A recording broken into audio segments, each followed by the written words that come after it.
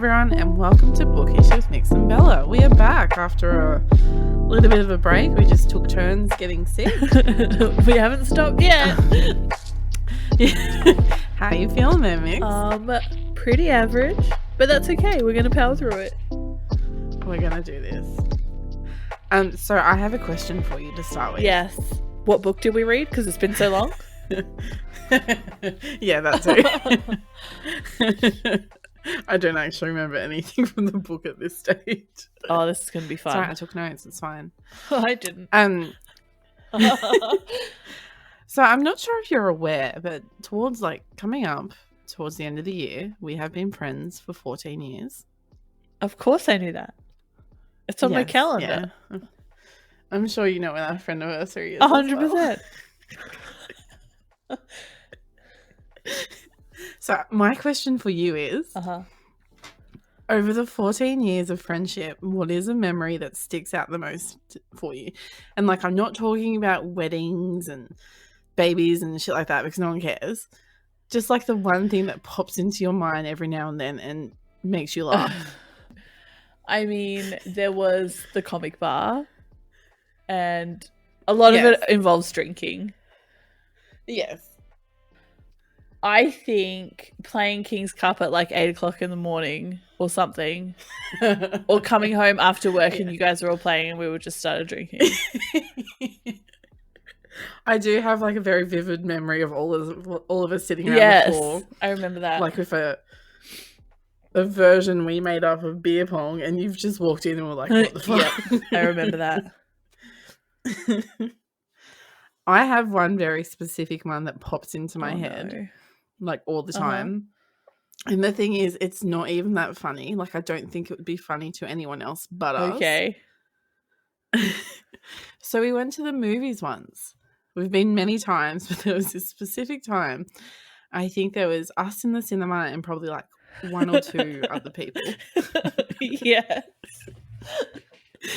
And it was before the movie started and somebody sneezed. I do remember this.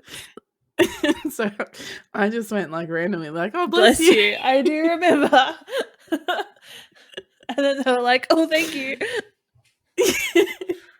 And we just sat there the entire time and laughed. Because it was the most awkward thing because it was only lots of people in there. There was only two groups of people. Yeah. I don't remember what we saw. No, I can't remember that. Obviously, it was a terrible movie if there was no one else seeing it. Obviously. But yeah, just that moment, every couple of months I'll think about that. It just makes me laugh. I do remember that one, yes. So what book did we read? We read... We just Google it because I don't remember.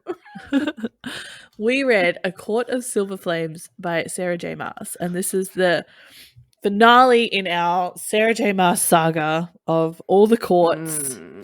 This is the 5th book. It's the biggest book. It took us the longest it took me the longest to get through. Even me, it took me a lot longer than what the others did. I had to force myself a lot to the point where I bought the audiobook version and listened to it because I just couldn't sit down and focus on it. Had I read this book on its own without already sludging through all the other courts, had we had the year or so's break and then read this one, it probably would have been a lot better than what I thought it was. But feeling burnt out from all the courts and then reading this one was not a good idea. Yeah, I agree. If we had that break in between, from, when the last book was released to the next one, it probably wouldn't have been so bad. But to do all of them, it was a lot. It was a lot. And I feel like with her style of writing, there's a lot of unnecessary filler in the books. And I really struggled to get through those. Yes. But before we get into all that, how about we have a chat about what the book is actually about? Yes, please, because I don't remember. Okay, well, I'll give you the synopsis. And I didn't write out a summary of the chapters because it was just too much for this one. So we'll just have to pretend like we know what we're talking about. This podcast will be an organised mess. Absolutely. This episode. It was a big book, but I feel like not a lot happened. So it's not going to be too hard. Yes. No. All right. Here's the synopsis. The war is finally over, and Feyre's sister Nesta shines in this stunning, sexy new book in the Oh, they missed the A. Oh, that annoys me. In the A Court of Thorns and Roses series by global #1 bestselling author Sarah J. Maas. Nesta Archeron has always been prickly proud, swift to anger, and slow to forgive. And ever since being forced into the cauldron and becoming High Fae against her will, she has struggled to find a place for herself within the strange, deadly world she inhabits. Worse, she can't seem to move past the horrors of the war with Hybern and all she lost in it. The one person who ignites her temper more than any other is Cassian, the battle-scarred warrior whose position in Rhysand and Feyre's Night Court keeps him constantly in Nesta's orbit. Feyre, not Fairy. But her temper isn't the only thing Cassian ignites. The fire between them is undeniable and only burns hotter as they are forced into close quarters with each other. Meanwhile, the treacherous human queens who returned to the continent during the last war have forged a dangerous new alliance, threatening the fragile peace that has settled over the realms. And the key to halting them might very well rely on Cassian and Nesta facing their haunting pasts. Against the sweeping backdrop of a world seared by war and plagued with uncertainty, Nesta and Cassian battle monsters from within and without as they search for acceptance and healing in each other's arms. Lame. What a book. Oh my gosh. I reckon if you had just cut out all of the sex scenes, the book would have been about half as big. Yes. There was a lot of sex. There was. And what is it with her fascination of having to really describe how big their cocks are? Like, even in all the books, she's like, they have to have the biggest. You know? They're very well hung, these Fae males. Horse sticks. They're not supposed to matter. That's not supposed to matter, though, right? No, it's not the size that matters. It's how you use it. That's exactly right. It's not the size of the boat. It's the motion of the ocean. Yeah, that's it. Oh, God. There was a lot of sex in this book. Yeah. And some of them actually made me really uncomfortable. Yes. Like, why am I reading this? Yeah. Like, I don't feel like I should be reading this. I skipped a lot. But then some of it made me laugh a lot. Like, what is happening right now? I feel like it made Nesta's character feel a bit superficial. Yes. I did not enjoy that. Anyway. Where do you want to start? Do you have notes? I have 2 notes from the first couple of chapters and then I just gave up. I have a fair few notes. Okay. It's going to be very unorganized, I think. That's okay. Let's just chat about it. I mean, the main things that happen in this book is that she deals with trauma, learns how to be a fighter. They have an intervention for Yes, her. they did. I told you they would have an intervention. And yeah, which I think that's in my notes. And then they kind of force her to train with the Illyrians. Cass. Yep. Yes. And then she ends up forming a new Valkyrie society or whatever. Rebirth of the Valkyries. Yes, with a bunch of misfit females. So power to them. Which I thought was kind of cool, but then I don't know, it just also felt like it was kind of rushed. I don't know. There was long periods between when interesting things were happening. Yeah. And then when the interesting things did happen, they weren't as thorough as what I was hoping. No. All right, let's do your notes. We'll chat about it. Okay. So I did at the start how it kind of started with her going into the cauldron and you kind of went through what she went through. Yeah. Yep. It was, kind of nice to get that point of view. I did the entire book was in different, it was her and Cass mostly, I think. But it wasn't in first person. Yeah, different perspectives was nice. Yes, I appreciate that. Did they ever explain what she did to Amren? Kind of. Because I felt like that, it was made such a big deal out of because they, they were the only kind of her only friend or the only person that could deal with her. And then suddenly they're fighting and... It was eventually she told her that she was a disgrace to herself and pretty much just wake up to yourself, woman. So not actually anything that bad. No. But then Nesta was all like, oh, she's been alive for millennia and she's met all kinds of beasties and she thinks I'm a disgrace. How dare she? So dramatic. Can't deal with this. I remember in the start of the book, there was a part where Reese was having a mind-to-mind conversation with Cassian. And I was like, is he flirting with him? Yes, I do remember that. Felt like there was flirtation happening there. Yes. Considering how much time we've spent with Reese, it was kind of like a weird thing to add in. Yeah. And then Reese went like completely did a 180 in this book. I know. He went from like, do your own thing, I'm here to support you, to no, I'm going to put a shield around you forever. No one can even touch you. It's like, fuck's sake, mate. I know. And he just became all whiny and bitchy and just, ugh.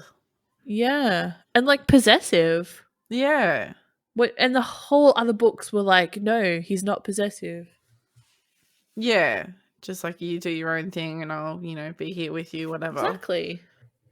So I didn't like that. And then Cass gave us a bit of a healthy eating plan and exercise schedule. Yes. Like a little bit of a lesson on how to eat right.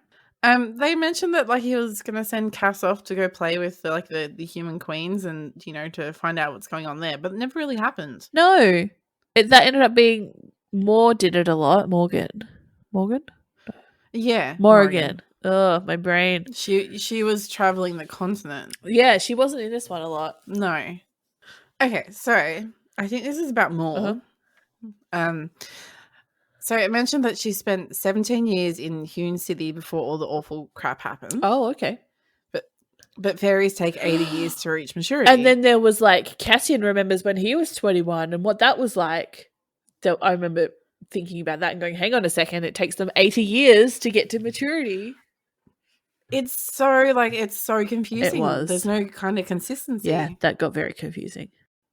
So I feel like they were kind of trying to, like, they always refer to, like, every character refers to, like, Nesta being a queen without a crown or without a throne or whatever. Yeah. And, like, it's been mentioned that many times by, like, that many people. It felt like it was kind of leading to something. Oh, yep, that she would become a queen. Yeah, but then, like, not yet. I'm sure there's going to be more books involving her or whatever, but nothing. Nothing really happened. So I get that Cass and Reese are meant to be like brothers. Yeah. But it was fucking weird to me how easily Reese mentions that he's been like banging Freya, whatever her name is, for over 12 hours. Especially like through the telepathic thoughts. Like that he uses to. That must have been part of the flirting. Yeah, I think that was the section. I was just like, why are you mentioning this? Yeah. It's so weird. There was a part there where it was like, I feel like he's going to ask him to join in or something. I was like, what? Yeah. What is happening, guys? Yes. Oh, so I was hoping that Nesta would become one of the priestesses in the library and then Cass can get on with the new chick from the novella. But that didn't happen. So Azriel is totally going to end up with Gwyn, right? I don't know. I feel... And then Morrigan is going to end up with... What's her name? The one with the wings. Chick without... The clipped wings. Yeah, okay. That's how I see it. Okay. And then do you reckon Elaine and Lucian will like finally... They will. They'll be forced to. Yeah. Just like with this one. Nesta and Cass, like, it was an abusive relationship from the start. Nesta was abusing him, like, just treating him like shit, and then using him for sex. Cassian had no character development through the whole book, but Nesta, like, suddenly finds herself, and, oh, there he is, just waiting for her. It's like the way she writes the stories and the way she sets up the couples. It really bothered me how they end up getting together. Yeah, yeah. Like, I wanted to know more about the Illyrian camps and how you trained to become a Valkyrie. How did that only take 3 or 4 months? I know. And all of a sudden they're as good as Reese, Cass, and Azriel getting to the top of the mountain after just like a couple of months. Stupid. And they've been doing it for like millennia or whatever. Yeah, exactly. Like they had 80 years to mature. Yeah, and it took him 10 years to come to terms with what he did to his mum's town, and she's expected to just be okay in a few months, and all of a sudden she is. No, it's so stupid. I don't buy it. I think that's majority of like that's kind of what's turned me off this book, is that the amount of inconsistencies throughout it. Yes, and then the girls were forced into the trial at Rasmiel or whatever it's called, the mountain. Yeah. You know how they were challenged with the qualifier and they beat that, and then they were like, "Oh, you can do the trial if you want to, but you don't have to." Like, I think they should have chosen to do it. They should have been like, hell no, we're going to do this, instead of being snatched in the middle of the night by these stupid males again and then being forced to prove that they're better. Like, they should have had the choice. Yeah. But then I think that's part of the, like, the Illyrian warriors, how they, Absolutely. But they would have dislike the females. Yeah, but they would have had to accept, if they've got through the qualifier, this is what Cass and Azriel were saying, then they would have to accept them into the trial. Yes. It wouldn't have been fun and they probably would have died, but they would have had to be allowed in. Yeah. And then how all of a sudden they find all this Valkyrie knowledge that's been lost for centuries. And now, we found enough to become Valkyries ourselves. How can you learn all those training techniques from a book? Right. Just like a book. I understand that, like, Cass knew some of them and stuff, but I doubt they shared all their training secrets. Yeah. This book makes me so angry. It does. Me too. Glad it's over. Also, the house. The house is the house from Encanto, right? It's about to burst into musical. That's what I kept imagining. The house was like third wheeling. 100%. Like, I thought like Nesta and the house were going to end up together at one stage. Oh, really? Would have been a bit more interesting. Have you seen Encanto, Disney Channel movie? No. We don't talk about Bruno. No? No. I've seen like the music clips and stuff from it. The way the house interacts with the main character, Mirabelle, is like some of the bricks move and some of the house tiles move, or it's like shrugging or happy, and it brings her stuff and it helps her out. So every time they talked about the house and how it was helpful, I kept imagining this like cartoon house. So that was kind of shattering the fourth dimension for me. It didn't really work. I feel like there was another line in this book, and I'm pretty sure it's everyone hates you, is that what you want? Like, I feel like I've read that before. Oh yeah. And I know it's like it's just one little sentence, so it probably has been written before, but this is the second time like something's kind of stood out to me and reminded you of something else. Yeah, that it's somewhere else in pop culture, I guess. Also, Cass and Nesta made a bargain. Yep. Why didn't they have the same like mind thingy as? Because the mind thingy was part of their bond, and Nesta didn't acknowledge the bond until later. So I don't know if bonds come with a mind thingy, or if Rhys or if Feyre had to get the power when she was made, and it just happened to be connected to via the mating bond or whatever. I thought that too. I was like, well, why can't their minds be? Yeah, maybe that would have made it more interesting. I doubt it, but yeah, she could abuse him on the inside as well. I feel sorry for Cass. I know. I hate this book. Me too. Even just reading my notes, I'm just like, I don't care anymore. Yeah, that's how I feel. And it bothered me so much that like it was so hit and miss. Like, yes, tell me more about the Illyrian camps. Let's go back there. Tell me about their lore. I don't care about the sex. I don't care about how you guys are feeling. And then, but then when she started getting better, learning about all the Valkyrie training, I was like, yes, give me more of this. I want to hear more about it. This is great. And then it just ends. It's like, okay, well, now you know how to do it. Yeah. I was like, oh. And the trial itself on the mountain, that should have been a lot more for the, you know, what is it, only 6 people or fairies in the whole of the history have ever made it to the top. Yeah. And they basically get there. I felt like the way the book was kind of set up, especially towards the end, because if you go back to the first book, it's all about like Freya and Tamlin falling in love, blah, blah, blah, blah. And then it's like she's doing her kind of trial underneath the mountain. Yep. And then this book is like them going through all their shit or whatever. Then at the end, it's they're on the mountain. Yeah. Not the same mountain, but another mountain. Yeah. Kind of felt like a copy and paste and just change a few things, add Oh, small sections. sure. There you go. Yeah. Make it one book instead of 3. Yeah. I agree. I hate that, like, in the beginning, she's struggling with her inner demons, you know? She's, like, drinking herself stupid or whatever. And then they have the intervention. And then her getting better, by the end of the book, the way she gets better is she becomes just like all the rest of them. She has to become a warrior. Yes. She has to become a courtier. She has to change herself to fit into their court, and then that's what they deem to be okay. Yeah. That bothered me. Yeah, I feel like Nesta just kind of lost herself in the book. Yeah. The characters all are starting to feel the same. Yeah. I'm sure once we get to Elaine's book. Yeah. Well, that'll be interesting. She'll probably come out of her shell and be more warrior-like. And be like, oh, here we go again. But even now, like, because she's all friendly and she's kind of talking to everyone and stuff. Yeah. Just like, there are a couple of points in the book where she was saying her piece a bit more like the rest of them. Oh, okay. This bit annoyed me so much. Freya's fucking pregnant. Yep. Why make such a big deal in the previous book that they want to have time together, that she wants to wait, and then suddenly, oh, she's pregnant. She's just pregnant. Apparently it's like it's such a rare occurrence. Yeah. But like it happens for them within the year. Yeah. Bothered me so much. I feel like it's such like you see it on TV shows, like they get married, they have a baby, and it's like whatever. It just felt very like that. Right. Like that's the next step. You get married, you have to have kids kind of thing. Yeah. Yep. I agree.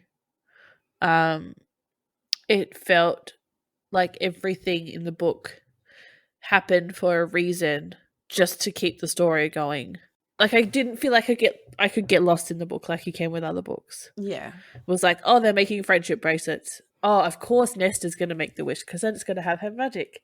Oh, look, it means they can find each other wherever they are. Oh, they're going to the mountain. How are they going to find each other? Of course they've got the bracelets. Like it just felt very like, yeah, with whatever. Bracelets. You know, and then, oh, it's her magic. Of course she's going to save the baby at the end. You know, as if all 3 of them are going to die. That's not going to happen. No. It would have been better if they'd found a way to release Feyre and Rhys from their bond promise that they would die together, and then Feyre died. And then one of them dies. Yeah. Characters don't die often enough in books. No, and I feel like in these books, like, no one's really died. And there's enough of them that a couple can just get, trimmed off. Yeah, like the dad died. Rhys died, brought him back. Feyre died, brought him back. Yeah. Amryn technically, she kind of died, brought her back. Yeah, true. With the amount of injuries that Az and Cass have had and how they've been explained, they probably should be fucking dead. It bothered me so much. The whole book annoyed me. Yes. To the point where I don't know if I'm going to read another one. Yeah, I don't know. And I don't even know if I want to read any more of her books. No. Maybe one day we'll give the Throne of Glass series a try, but that'll be in the very distant future. Not anytime soon. Yeah. So the kind of the pieces they were talking about, the Dread Trove. Oh yeah. Like where was it the crown, the mask? Yeah. And then something else. They would have been really interesting, but then they kind of just shoved them all into one book. Like, it would have been more interesting if, like, this book was about searching for the first one. Yeah. And then they just find them, and then, there it is. And then, like, the queen's there, and she's got the crown, but nope, now she's dead. Yeah. They were all worried about this queen, and then, like, nothing happened. No, she's just dead. Is she dead? I can't remember. Yeah, she died. She got unmade. I have a note here from chapter 26 says this chapter was kind of icky. It was a sexy chapter. It also bothers me how none of the characters like stood up for Nesta. Yeah. and everything she went through. Like, they just went through war. She's got PTSD, and so would the rest of them. You can't be like, oh, we're fine, so you should be too. But also, like, her whole being has changed. Like, she's not human anymore. That's a big thing. Yep. That's huge. That's not something you're going to get over in just, like, you know, a year, a couple of months or whatever. Yeah. And they just expected her to be fine with it.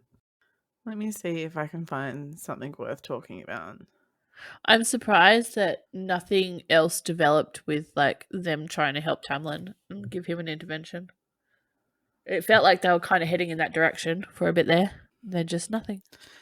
Yeah, yeah. And no, they don't care about Tamlin. I wonder... I mean, I don't know that, but... but, like, they keep making him more relevant. Like, just get him back to human form and leave him in his spring court and then be done with it. Just, leave him alone. Like, the poor, like, not the poor guy, his dick, but, you know, he's been through a bit himself. He needs, just give him some space. Just stop poking him. But how is what he did any different to what Rhys was doing in this book? Yes. Yeah, exactly. And what is going on with Eris? And him alluding to the fact that he didn't do anything with Moore or whatever. So I have a note there saying, like, because they've kind of made Eris out to be the bad guy in this book. And you think back to the first book and Rhys was the bad guy. Well, in the end, Cass says he's a good guy. Just doesn't know how to be a good guy. Yeah, and I think, what, are they mated? Who? Is that what happened in the end? Cass and Eris? Cass and Nesta. Oh, yeah, No, they were. Nesta. I was like, what? I missed something?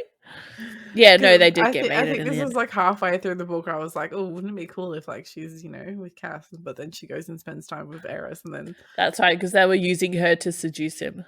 It's like, but then that's just exactly what happened. Interesting. There's so many plot holes. I don't have anything else to say. Plot holes everywhere. Do you know, there was, when they were going up the mountain, there was that one kid who's like, hey, this is the cave. I'm not going to hurt you. If I wanted to kill you, you'd be dead. And then he just never popped up again. And he had a name and everything. So I was like, oh. Yeah. That could have been interesting. That went nowhere. Because, yeah, if you're making the effort to mention this character, and you would think it would come up again. Yeah, I thought he was going to come up again towards the top of the mountain when the other guys were there. And then they have to fight. Yeah. Or something. I don't know. I was so mad. Stupid book. I was so mad when she was up the top and she told the other two to keep going. And they did. And they made it. And they became whatever the fuck they become. And she, like, drew a line in the dirt and she was fighting off everyone else. And she was so tired. And then the Queen came and Cassian came. And I got so mad that it was like she was right there. Why couldn't she just keep going? Like, if she's... I know, like... Just keep going. Just get to the mountain, like, to the top. To the top. Don't you want to say you made it to the top? You can run up and down 10,000 steps and you can't get to the top. I know. I feel like that was, though, like, the author trying to say, like, you know, she didn't want the glory of it or something. Oh, but they should have done it together. You're right fucking there. Just do it. Yeah. They should have. Yeah, that would have been nice. It didn't feel right for the story that they didn't. No. Or, like, if instead of saying, you guys go, they should have stood there together and not made it to the top together. Yeah.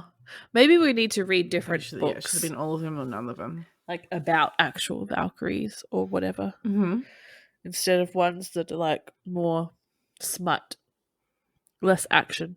Yes. Full of action, just the wrong kind. The smutties. I don't mind it. Like, there's a time and a place, and when it enhances the story, that's great. But when it's just used completely over and over and over again, it gets tiring. And it's just like, guys, this is just gross now. I don't want to read about all the things for chapters at a time. Because the second book, which we gave 5 stars, like, that was kind of the perfect balance. Yeah, it was. And I was so hoping that this one would be that. No, the reason why it was so thick was because Cass was apparently so thick. So thick. I knew that was coming. So thick. Oh, shit. All right. Do you have anything else before we... No, let's be done with it. Burn this book. What is your rating out of 5? I'm going to give it, I don't remember what I gave the other ones. I think it was like essentially a 3, a 5, 2.5, and then maybe another 3. I don't know. I'm going to go, 2.75. Can we change our scale to 10 instead of 5? 5 is hard. 5 is hard. Yeah, we can go. We can. Changing from now on, it's from 10. Between 1 and 10. All right, I'm going to give this one 1 and 10. a 3 out of 10. Okay. Just because I was so disappointed. What are you giving it? I'm going to give it a 2. Oh, okay. Because I hated it. I literally had to force myself to finish reading it. It was painful. Yes. It got a bit easier for me when I was listening to it once I got used to the American accent of the person reading it. Oh, gross. But I had to skip through all the sex scenes because that was just fucking weird. Yes. And it was chunks of time, 10 minutes on a sex scene. It's like, guys, enough. Trying to listen to it while I'm doing my shopping in Woolies, and they start doing it, and I was like, stop. Everyone's going to be looking at me. I'm just blushing. Awkward. All right. We just down the dairy aisle start picking up the cabanossi oh, maybe this is similar. This is a bit thick. Oh, I can't. Stop it. Oh. Are you ready for some reviews? I'll give you 1. Or I'll give you 2. I feel because it's so all over TikTok, I feel like everyone's going to love it, and we're just going to be those 2 jaded people that were like, this is shit. Well, tell me I'm wrong. It's got 4.4 stars on Goodreads, but the top couple of reviews are 3 stars, 2 star, 1 star. All right, here's one. This was 3 stars. Mm-hmm. This book was definitely flawed, and I wasn't a huge fan of the plot, if there was one. Nestor and Cassia's relationship, however, was like weightless joy. Every conversation, every emotion had so much depth, and every character grew in their own roundabout way. What? Did we read the same book? Jesus. As she embarks on a journey towards self-development, she finds that the only one who can decimate the wall around her is Cassian, a fierce Illyrian warrior and the general commander of the Night Court. He decimated it. Oh, many times. And they must have read another book because I did not pick up on those vibes. Everyone's just giving reviews on the smut. Which, it wasn't even that good, really. No. Maybe we're just old and... Maybe smut's just not our thing. No. Especially when it was unexpected. There are some, there's a whole bunch of series that I like that have, Oh, yes? a little bit of smut in them, but, not Is so this smutty. Bella's smut recommendations? What's happening? Well, I talk about it pretty much every episode, which is the Dark Hunter series, which I love so much. But it's just kind of sprinkled in there. It's not bam, bam, bam, bam, bam. Yeah, it feels more organic. Yeah. Meh. I can't find any reviews that I can be bothered reading more than the first sentence of. So, we'll just leave it at that. Do you want to talk about next week's book? Next episode? Because who knows when we're going to make another episode. Yes, let's do that. So, we are going to read The Practical Magic. I think we mentioned this last episode. Practical Magic series by Alice Hoffman. So, there's 2 ways you can read it, which is the way it was released, which starts with the Practical Magic book, which is the movie was based on. Best movie ever, by the way. And then it's got a prequel and some books after it. Or you can read it in chronological order, which is what we're going to do. Yes. So we're reading Magic Lessons first, which is about Maria Owens, who in the movie it's explained it's the one that started the curse. Ooh. Exciting. So I'm very excited. I'm so excited. I'm so excited to just be reading literally anything else. Can't wait. Yes. So it's called what, sorry? Magic Lessons? Magic Lessons. By Alice Hoffman. Yes. Ooh, I'm excited.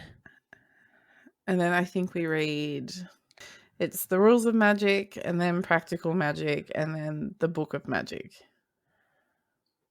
So we start with... The first one's about Maria, who starts the curse. That's Magic Lessons. Yep. And then The Rules of Magic is about the aunts who are in the movie. It's about them when they're like in the 60s. Right. And then The Practical Magic is about Gillian and the other one. Sure. And then The Book of Magic, I think, is about their kids or something. I don't know. I'm just excited. Okay, me too. Hopefully it's a different vibe, you know? Not so much smut. Alrighty. Anything else you want to add? Anything else you want to talk about? No, I don't think so. No? No, I think we're good. I got nothing. All right. Let's call it then. All right. Well, as always, feel free to send us your thoughts via email or Twitter. The links will be in the show notes. If you have, well, by the time we've put this out, we've probably already read the book. I'll put something up on Twitter, so then if anyone has read it and you want to have your thoughts included, we can include them next week. Yeah. Until then, happy reading, and we'll see you next time.